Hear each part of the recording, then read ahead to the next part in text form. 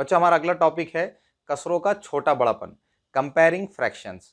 बच्चों गिनती के आदाद में कौन सा गिनती का आदद छोटा है, कौन सा गिनती का आदद बड़ा है, ये आप आसानी से मालूम कर सकते हैं। जैसे अगर हमारे पास दो गिनती के आदद हो 5 और 10, तो आप इन दोनों में आसानी से मालूम कर सकते हैं कि कौन सा गिनती का आदद बड़ा है और कौन सा गिनती का आदद छोटा है। लेकिन अब हम इस टॉपिक में क्या देखेंगे, अब हम इस टॉपिक में देखेंगे कि कसरों का छोटा बड़ापन किस तरह से तय किया जाता है, किस तरह से कसरों को कंपेयर किया जाता है। ठीक है, तो चलिए शुरुआत करते हैं। तो मैंने यहाँ पर लिखा है कि नसब नुमा मसावी हो तो कसरों का छोटा बड़ापन, comparing fractions with equal denominators. ठीक है बच्चों, हमको यहाँ पर ऐसी कसरे जिनके नसब नुमा मसावी हो। बच्चों नसब नुमा किसको कहते हैं? कसर में लकीर के नीचे जो नंबर होता है उसको क्या कहा जाता है? नसब नुमा कहा जाता है। तो यहाँ पर मैंने ये लिखा है कि अगर कसरों में नसब नुमा मसावी हो, जिन कसरों के नसब नुमा मसावी हो, तो उन कसरों को किस तरह से कंपेयर किया जाता है, उन कसरों का छोटा बड़ापन किस तरह से तय किया जाता है, इसको अब हम समझेंगे। ठीक है, जैसे बच्चों यहाँ पर मैंने एक एग्जाम्पल लिखा है। यहाँ पर मैंने दो कसरे लिखी है, 3/5 और 2/5। हमको ये तय करना है कि इन दोनों कसरों में कौन सी कसर छोटी है और कौन सी कसर बड़ी है। तो बच्चों जब भी जिन कसरों के नसब नुमा डिनोमिनेटर सेम होते हैं, एक जैसे होते हैं, जैसे आप देख सकते हैं कि इन दोनों कसरों के नसब नुमा सेम है, तो जिन कसरों के नसब नुमा सेम होते हैं, तो जिस कसर का शुमार कुनिंदा बड़ा होता है तो वो कसर क्या होती है? वो कसर बड़ी होती है। ठीक है, जैसे इन दोनों कसरों के नसब नुमा सेम है, तो जिस कसर का शुमार कुनिंदा बड़ा होगा, जैसे आप देख सकते हैं कि इस कसर का शुमार कुनिंदा बड़ा है, इस कसर का शुमार कुनिंदा न्यूमरेटर 3 है और इस कसर का शुमार कुनिंदा न्यूमरेटर क्या है? 2 है। तो इसका मतलब क्या हुआ कि ये जो कसर है, जिस कसर का शुमार कुनिंदा बड़ा है, तो वो कसर क्या होगी? बड़ी होगी। ठीक है, तो इस तरह से 3/5 और 2/5 में बड़ी कसर कौन सी होगी? 3/5। ठीक है, तो बच्चों जिन कसरों में नसब नुमा सेम होते हैं, तो जिस कसर का शुमार कुनिंदा बड़ा होता है वो कसर क्या होती है? बड़ी होती है। ठीक है, इसी तरह से बच्चों यहाँ पर मैंने एक और एग्जाम्पल लिखी है, 4/9 और 7/9। यहाँ पर आप देख सकते हैं कि इन दोनों कसरों के नसब नुमा सेम है, तो जिस कसर का शुमार कुनिंदा बड़ा होगा वो कसर बड़ी होगी। तो इस तरह से 7/9 ये कसर क्या होगी? बड़ी होगी। ठीक है, इसी तरह से यहाँ पर ये दो कसरें लिखी गई है, 2/7 और 1/7। इन दोनों कसरों में भी नसब नुमा सेम है, तो जिस कसर का शुमार कुनिंदा बड़ा होगा वो कसर क्या होगी? बड़ी होगी। तो इस कसर का शुमार कुनिंदा बड़ा है, तो इस तरह से 2/7 ये क्या होगी? बड़ी कसर होगी। ठीक है, तो बच्चों जिन कसरों में नसब नुमा सेम होते हैं, तो जिस कसर का शुमार कुनिंदा बड़ा होता है वो कसर क्या होती है?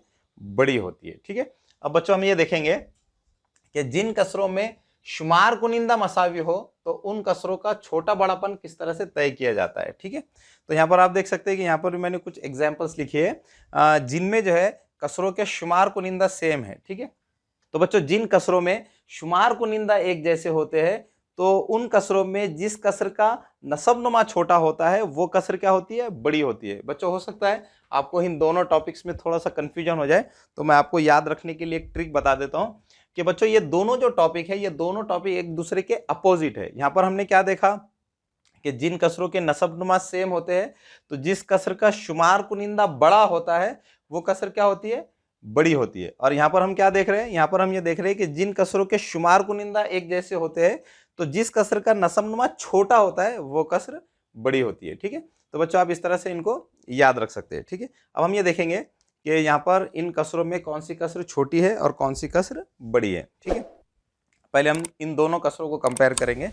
जैसे बच्चों यहाँ पर आप देख सकते हैं कि इन दोनों कसरों में शुमार कुनिंदा सेम है, तो जिस कसर का नसब नुमा छोटा होगा वो कसर बड़ी होगी।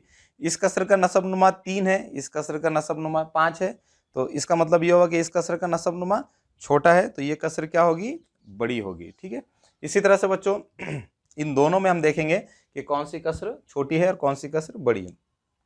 यहाँ पर भी इन दोनों कसरों के शुमार कुनिंदा सेम है, तो जिस कसर का नसब नुमा छोटा होगा वो कसर बड़ी होगी। तो यहाँ पर इस कसर का नसब नुमा छोटा है, तो इसका मतलब ये होगा कि 2/8 ये जो कसर है ये कसर क्या होगी? बड़ी होगी। इसी तरह से इन दोनों कसरों में आप देख सकते हैं कि दोनों कसरों के शुमार कुनिंदा न्यूमरेटर सेम है, तो जिस कसर का नसब नुमा छोटा होगा वो कसर क्या होगी? बड़ी होगी। ठीक है, तो यहाँ पर इस कसर का नसब नुमा इस कसर के नसबनुमा से छोटा है, इसलिए ये जो कसर होगी ये कसर क्या होगी, बड़ी होगी। तो इस तरह से बच्चों जिन कसरों में शुमार कुनिंदा एक जैसे होते हैं, तो जिस कसर का नसबनुमा छोटा होता है वो कसर क्या होती है, बड़ी कसर होती है। तो चलिए बच्चों हमारा जो अगला टॉपिक है उसको समझ लेते हैं। हमारा अगला टॉपिक है गैर हम नसब कसरों का छोटा बड़ापन, कंपेयरिंग अनलाइक फ्रैक्शंस। बच्चों अभी हमने क्या देखा, अभी हमने ये देखा कि जिन कसरों के नसबनुमा सेम होते हैं तो उन कसरों को किस तरह से कंपेयर किया जाता है। इसी तरह से जिन कसरों के शुमार कुनिंदा न्यूमरेटर्स एक जैसे होते हैं तो उनको किस तरह से कंपेयर किया जाता है। लेकिन बच्चों हम यहाँ पर ये देखेंगे कि ऐसी कसरें जिनके ना शुमार कुनिंदा एक जैसे हो ना नसबनुमा एक जैसे हो, उनको किस तरह से कंपेयर किया जाता है, उनमें छोटा बड़ापन किस तरह से तय किया जाता है। ठीक है, जैसे बच्चों यहाँ पर मैंने दो कसरें लिखी है, आप देख सकते हैं कि इन दोनों कसरों में ना शुमार कुनिंदा एक जैसे है ना नसबनुमा एक जैसे है। तो अब हम इन दोनों कसरों में छोटा बड़ापन किस तरह से तय करेंगे।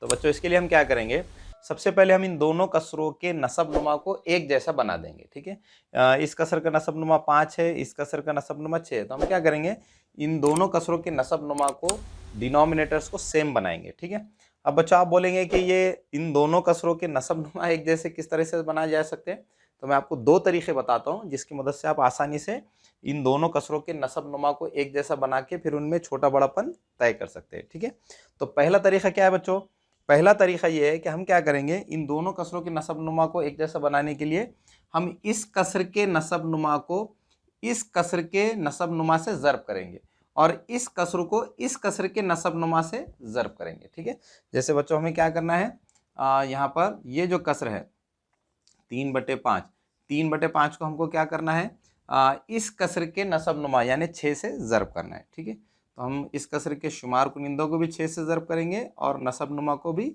6 से ज़र्ब करेंगे। इसी तरह से इस कसर को इस कसर के नसबनुमा यानी 5 से ज़र्ब करेंगे। ठीक है, तो 2/6 को हमको क्या करना है, इस कसर के नसबनुमा यानी 5 से ज़र्ब करना है। तो हम शुमार कुनिंदा में भी 5 से ज़र्ब करेंगे और नसबनुमा में भी 5 से ज़र्ब करेंगे। तो इस तरह से बच्चों अगर आप इस कसर को इस कसर के नसबनुमा से ज़र्ब करेंगे और इस कसर को इस कसर के नसबनुमा से ज़र्ब करेंगे तो दोनों कसरों के नसबनुमा एक जैसे बन जाएंगे। देखिए बच्चों यहाँ पर 3 छक्के 18 होते हैं, 3 छक्के 18 और 5 छक्के 30। ठीक है, इसी तरह से यहाँ पर 2 पंजे 10 और 6 पंजे 30। अब बच्चों यहाँ पर आप देख सकते हैं कि इन दोनों कसरों के नसबनुमा एक जैसे बन गए और आप जानते हैं कि जिन कसरों के नसबनुमा एक जैसे होते हैं तो जिस कसर का शुमार कुनिंदा बड़ा होता है तो वो कसर बड़ी होती है। तो यहाँ पर आप ये कह सकते हैं कि ये जो कसर है 18/30 ये 10/30 से बड़ी कसर है। तो इस तरह से अब यहाँ पर हम ये कह सकते हैं कि 3/5 2/6 इस कसर से क्या है, बड़ी कसर है। ठीक है, तो इस तरह से बच्चों जिन कसरों के नसबनुमा और शुमार कुनिंदा एक जैसे नहीं होते तो उनको कंपेयर करने के लिए क्या किया जाता है, पहले उन कसरों के नसबनुमा को एक जैसा बनाया जाता है और फिर उन कसरों को कंपेयर किया जाता है। तो बच्चों जिन कसरों के शुमार कुनिंदा और नसबनुमा एक जैसे नहीं होते तो उनको कंपेयर करने का ये एक तरीका है। अब बच्चों एक और तरीका है जिसकी मदद से आप बहुत आसानी से ऐसी कसरें जिनके शुमार कुनिंदा और नसबनुमा एक जैसे नहीं होते उनको कंपेयर कर सकते हैं, उनमें छोटा बड़ापन तय कर सकते हैं। ठीक है, तो बच्चों दूसरा तरीका क्या है, मैं क्या करता हूँ इसी एग्जाम्पल की मदद से आपको वो दूसरा तरीका भी समझा देता हूँ। हमें क्या करना है, 3/5 और 2/6 में कौन सी कसर छोटी है और कौन सी कसर बड़ी है ये मालूम करना है। तो दूसरा तरीका क्या है बच्चों, दूसरा तरीका ये है क्रॉस मल्टीप्लिकेशन, तिरछा ज़र्ब। तिरछा ज़र्ब करके आप इन दोनों कसरों में तिरछा ज़र्ब करके क्रॉस मल्टीप्लाई करके भी इन दोनों कसरों में छोटा बड़ापन मालूम कर सकते हैं। ठीक है, क्रॉस मल्टीप्लिकेशन किस तरह से करेंगे, यहाँ पर आप 3 को 6 से ज़र्ब करेंगे और 2 को 5 से ज़र्ब करेंगे। ठीक है, 3 को 6 से ज़र्ब करेंगे तो क्या आएगा 18 और 2 को 5 से ज़र्ब करेंगे तो क्या आएगा 10।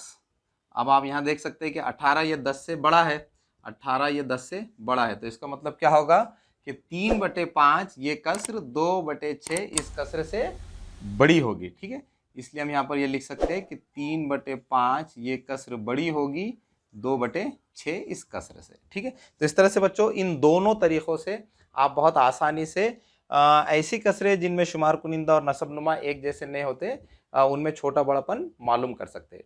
तो बच्चों मुझे उम्मीद है कि आपको ऐसी कसरें जिनमें शुमार कुनिंदा और नसबनुमा एक जैसे नहीं होते, उनका छोटा बड़ापन किस तरह से तय किया जाता है, ये अच्छी तरह से समझ में आ गया होगा।